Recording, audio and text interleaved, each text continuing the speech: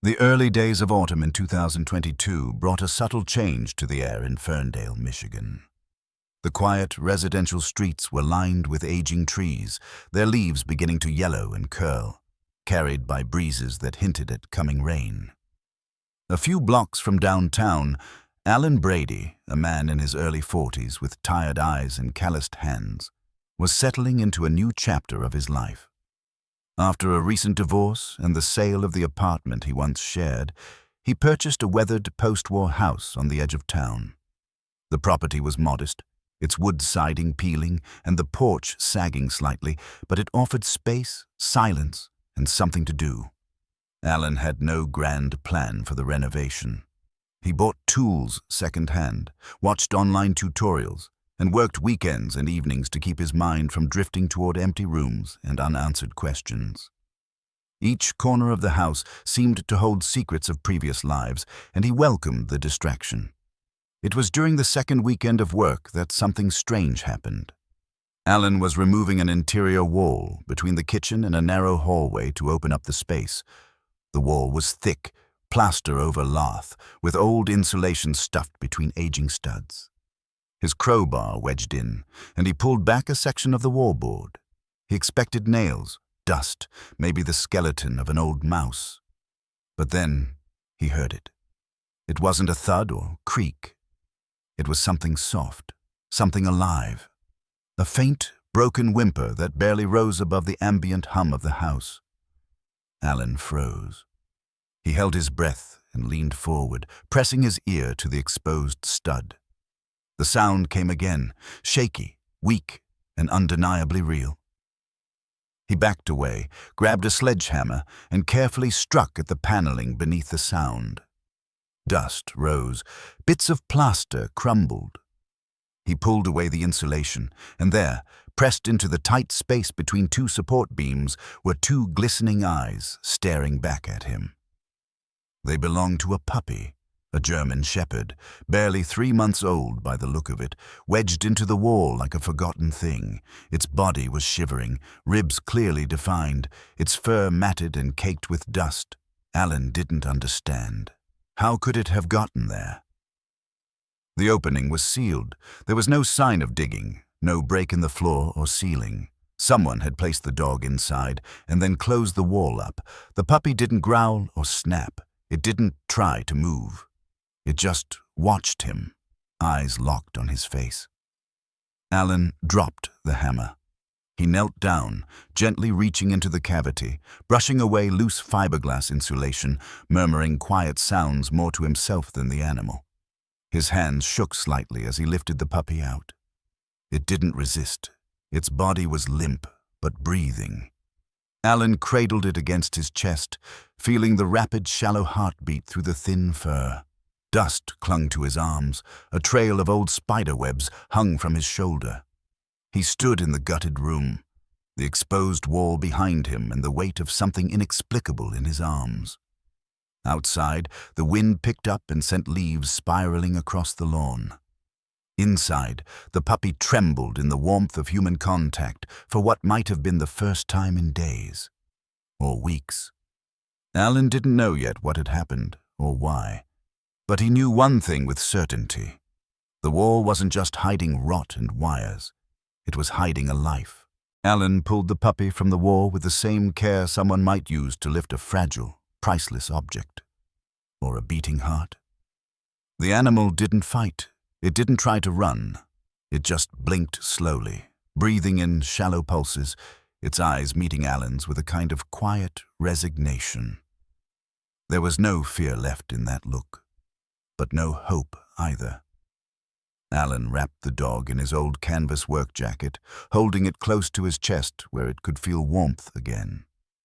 Back in the kitchen, he filled a bowl with warm water and watched as the puppy lapped at it slowly, his tongue trembling. Later, Alan microwaved some broth, cooled it to a safe temperature, and fed it to him by spoon. The dog took it all without fuss, too weak to resist, too grateful to refuse. The next morning, Alan drove to the nearest veterinary clinic, a small place a few miles outside town. The vet, a calm, no-nonsense woman named Dr. Kalin, looked surprised as soon as she examined the puppy. He wasn't in as bad of shape as Alan expected. Malnourished, yes, slightly dehydrated, but no broken bones, no internal injuries, and strangest of all, no recent signs of starvation. His condition didn't match the idea of being walled in for days or weeks. It was as if someone had been feeding him right up until the moment they sealed him away. Alan asked about microchips, but there were none. Posters or lost dog reports? Nothing. The vet's assistant made a few calls to local shelters, but no one recognized him. The house had been unoccupied for almost a year. The neighbors, when Alan asked, shrugged and said they hadn't seen or heard a thing. One woman mentioned that a family used to live there, a quiet couple, no kids, but they moved out fast. The house had been listed for months. Alan drove home with the puppy asleep in the passenger seat, curled into a tight ball under the jacket he refused to let go of. He kept telling himself it was temporary, just a rescue, just until the situation became clear. But the dog, who he started calling Finn, didn't seem interested in leaving. He followed Alan from room to room, walking without sound, as if afraid to take up too much space. He didn't bark, didn't whine. He just watched, especially when Alan passed by a specific corner of the house. One wall in particular, toward the back, near a small pantry sealed by an old, rusted lock. The door hadn't been opened yet. Alan hadn't gotten around to it, but every time they walked by, Finn would stop, sit, tilt his head just slightly, ears low, gaze fixed on the wood. It wasn't dramatic. There was no scratching or growling, just attention. Focus. Alan told himself it was just scent memory. Maybe food had been stored there, maybe mice. But the way Finn watched that wall, the stillness in his body, the tension in his stance, it didn't feel like instinct. It felt like recognition, as if he'd already been on the other side of that door. That night, Alan sat in the living room with a blanket over his lap. Finn lay at his feet, motionless except for the rise and fall of his chest. The house felt colder than usual, though the thermostat read the same. In the corner, a draft whispered through the floorboards. Alan stared at the closed pantry door and thought, for the first time, that maybe Finn hadn't been left there to die. Maybe he had been hidden, and maybe, somehow, he had survived not just by luck, but because he was supposed to. The house had started to change. It wasn't sudden. It crept in the way fog rolls over a road. Quiet, imperceptible, until it's everywhere. Alan began waking in the middle of the night for no clear reason. At first, it was the sound of footsteps, faint, measured. Not creaking floorboards from the house settling, but paced movement, like someone walking slowly through the hallway just beyond his bedroom door. He thought it was a dream. The kind where you're half awake, hearing echoes from your own mind. But the feeling stayed long after he opened his eyes. That pressure in the room. That knowledge, buried deeper than thought, that someone else had been standing just beyond the reach of the light. Lights flickered. It started in the kitchen. A soft pulse, a dimming, like the bulb exhaled. Then the hallway, the bathroom mirror, always one room at a time. The electrician checked the wiring and shrugged. Old house, old problems. But Alan knew better. The lights only flickered when he was alone, and they never did it when Finn was in the room. Then came the water. Faucets clicked on in the middle of the night. Not a full stream. Just a slow trickle, enough to leave a wet ring in the sink, enough to startle Alan awake. Once the bathtub filled halfway. No one had touched the knobs. Finn changed too. He still didn't bark, but some nights he sat in front of the back wall, the one with the sealed pantry, and growled, low and deep, like it was coming from somewhere older than his small frame. On other nights, he'd just sit, still as stone, eyes locked on the door as if he were waiting for something to open from the other side. One morning, at precisely 4:17 a.m., Alan woke with a start. He couldn't say why. There was no noise, no dream to flee from. Just the cold certainty that something was wrong. He slipped out of bed and padded into the hallway barefoot. Finn was already there, sitting, staring. The pantry door, sealed for years, was open. Alan's breath caught in his throat. He had never touched that lock. The key still hung on the hook in the garage. And yet the door stood ajar, the rusted handle cool to the touch. Inside, the air was dry but dense, heavy with dust. It felt untouched and yet recently disturbed. Alan stepped inside. It was just a closet, narrow. Shelves along one wall, a small crate in the corner. But on the floor, lit by the hallway light, were two things: an old metal dog bowl and a scrap of a blanket, frayed at the edges, the pattern almost worn away. He crouched and picked it up. It smelled like dust and age, but faintly, barely perceptibly, like dog. Someone had kept an animal here. Alan backed out slowly, closing the door behind him. Finn hadn't moved. He simply turned and walked back toward the living room. Alan followed. Later that afternoon, still unsettled, Alan returned to the basement. The box of documents he had previously ignored was still tucked in the corner. Inside were insurance forms, appliance manuals, brittle receipts from hardware stores. But deeper in the pile was a bundle of photographs wrapped in wax paper. He unfolded them. Most were ordinary, people smiling in front of a Christmas tree. A woman holding a baby, a boy building a model airplane. Then one caught his attention. A boy, maybe 8 or 9, standing in the backyard. This backyard. Next to him, sitting obediently, was a German shepherd. It wasn't Finn. The muzzle was lighter, the ears more rounded, the coat thicker. But the eyes, the way they looked into the lens. Alan felt his chest tighten. He flipped the photo over. Scrawled in ink were 5 words. Bobby and Ray, 1978. Finn, resting nearby, lifted his head. Alan looked back down at the image, then at the dog. He wasn't sure what he was looking for, but something was here. In the walls, in the wood, in the memory of this place. A fracture, spreading slow and quiet like a hairline crack in glass. Something had been trapped. Something had waited. And maybe, just maybe, it had been found again. Alan took the photograph to the veterinary clinic where he had first brought Finn. He didn't expect much. Just a chance to share the growing mystery with someone who had been there since the beginning. The vet, Dr. Morris, had a good memory for faces. When he saw the photo, his brow furrowed. He recognized the boy. His name had been Bobby Trenton. He was part of a family that had lived in the house over 4 decades ago. Dr. Morris remembered the story in pieces. There had been a fire. Not a massive blaze, but one that started in the basement and filled the lower level with smoke.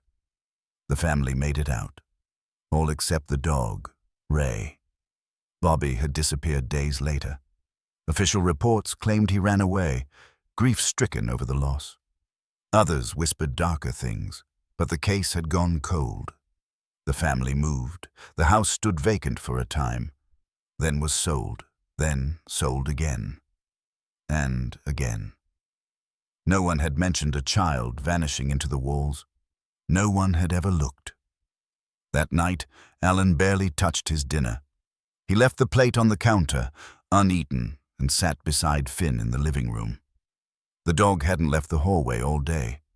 Just sat and waited, staring at the same spot where Alan had first pulled him from the drywall.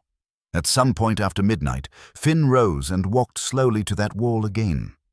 But this time, he didn't just sit, he pawed at the floor, one deliberate scratch, then another. Alan leaned forward. He retrieved the toolbox again. Hands shaking, he peeled away the floorboards directly in front of the wall. The wood came loose easier than it should have. Beneath it was a section of subfloor that didn't match the rest. Different grain, lighter nails. almost like it had been replaced more recently.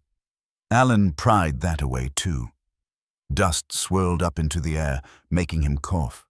Beneath the boards was a small hollow, too shallow for storage, too carefully sealed to be random. His flashlight caught something inside. A frayed corner of blue fabric. Alan reached down and pulled it out slowly. It was a blanket, child-sized, soft with On its edge were embroidered stars, faded and worn.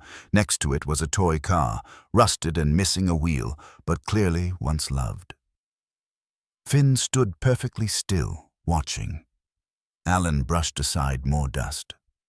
Tucked into the corner was a piece of wood, about the size of a shoebox lid. It had been carved crudely, unevenly, as if by a child using something too dull for the task, but the words stood clear beneath the layers of time. Wait. No date, no initials, just that one word. Alan sat back on his heels. His breath fogged in the air around him. The room felt colder, though the thermostat hadn't changed. Something tightened in his chest. Not fear, not grief. Something heavier than either, a recognition. He looked at Finn. The dog didn't move, didn't blink. He stood there like he understood. Alan sat for a long time beside that hollow space. At some point, he whispered the word aloud. Not to the dog, not to the empty air, just to the walls, to the house. Wait. And the house listened. After that night, something in Finn changed. It wasn't obvious at first, but Alan noticed it in the small things. The dog, who used to move cautiously, now bounded through doorways. He chased shadows in the late afternoon sun that poured through the kitchen window. His tail wagged with ease, not the slow, uncertain rhythm it had once held. He no longer sat by the wall, no longer watched it with silent tension. Finn had been released from something, and Alan felt it in himself too. Not relief exactly, but a sense of closure, of having done something that needed doing, even if he couldn't quite name what. The nights grew brighter as the full moon rose higher with each passing evening. On those clear nights, Alan often found Finn sitting at the front window, not restless, but calm, staring up toward the silver-lit sky. His ears would twitch slightly in the breeze slipping through the old frames, his eyes reflecting something Alan didn't try to interpret. It wasn't longing, it wasn't loss, it was peace. Alan didn't ask for signs anymore. He didn't check the basement twice or wake at small creaks. The house felt different now. Not quieter, but settled, like the silence that follows a final line in a story.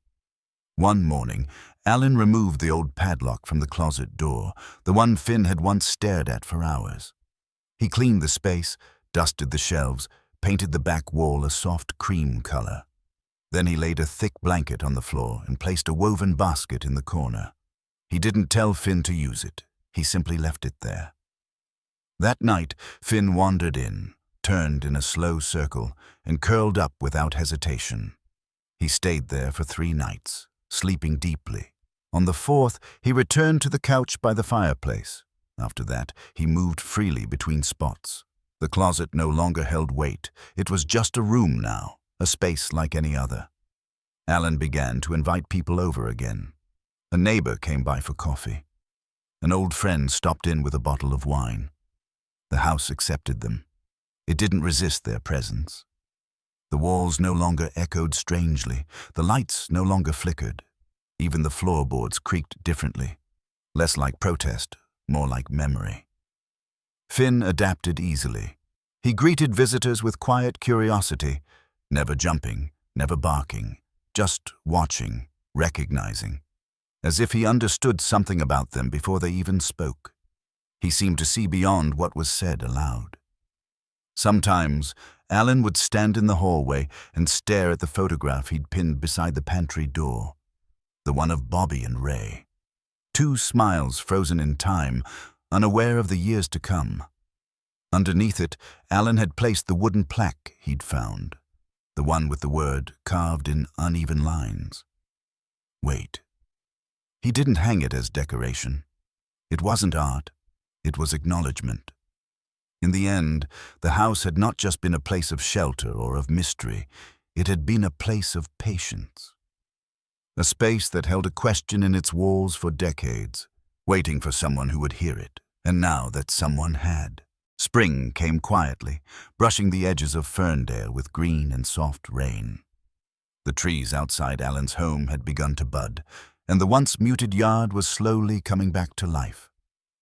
Birds returned, their calls echoing faintly through the open kitchen window.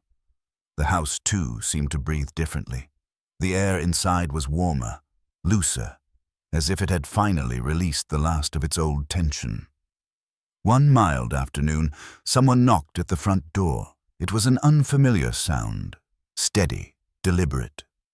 Alan opened it and found a man in his 70s, tall but slightly hunched, with deep-set eyes and a cane tucked under one arm.